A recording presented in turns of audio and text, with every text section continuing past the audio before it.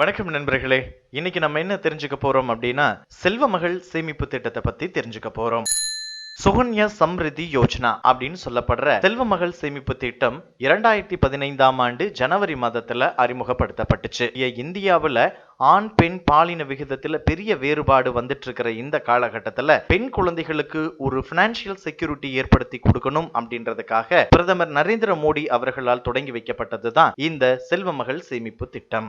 இந்த திட்டத்துல 10 வயதிற்கு மேற்பட்ட பெண் குழந்தைகளுக்காக அவர்களுடைய பெற்றோர்களோ அல்லது பாதுகாவலர்களோ ஒரு கணக்கை தொடங்கலாம். அதிகபட்சமா 2 பெண் குழந்தைகளுக்கு அவங்க கணக்கை தொடங்க முடியும். இந்த திட்டத்தினுடைய சிறப்பம்சம் என்ன அப்படின்னா, பங்கு சந்தை மாதிரி இதுல எந்த ரிஸ்கும் கிடையாது. அது மட்டும் இல்லாம income tax act 1961 under section 80C பிரகாரம் இதுக்கு வருமான வரி தளர்வும் உண்டு.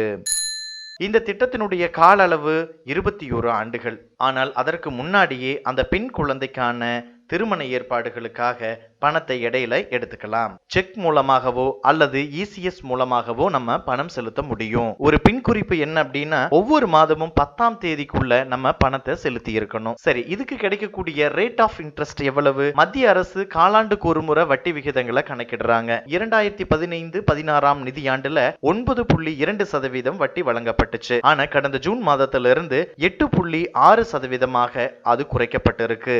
இருந்தாலும் கூட மற்ற சேமிப்பு திட்டங்களோடு ஒப்பிடுகிற போது 8.6 அப்படின்றது கொஞ்சம் அதிகம்தான். இந்த திட்டத்துல நீங்க குறைஞ்சது 1000 ரூபாயிலிருந்து அதிகபட்சமா 1.5 லட்சம் ரூபாய் வரைக்கும் சேமிக்கலாம்.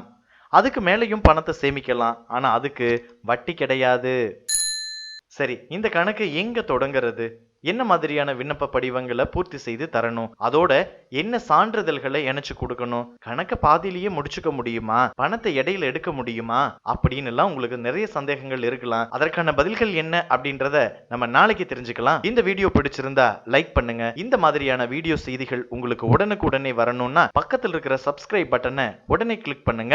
மீண்டும் நாளைக்கு சந்திக்கலாம்.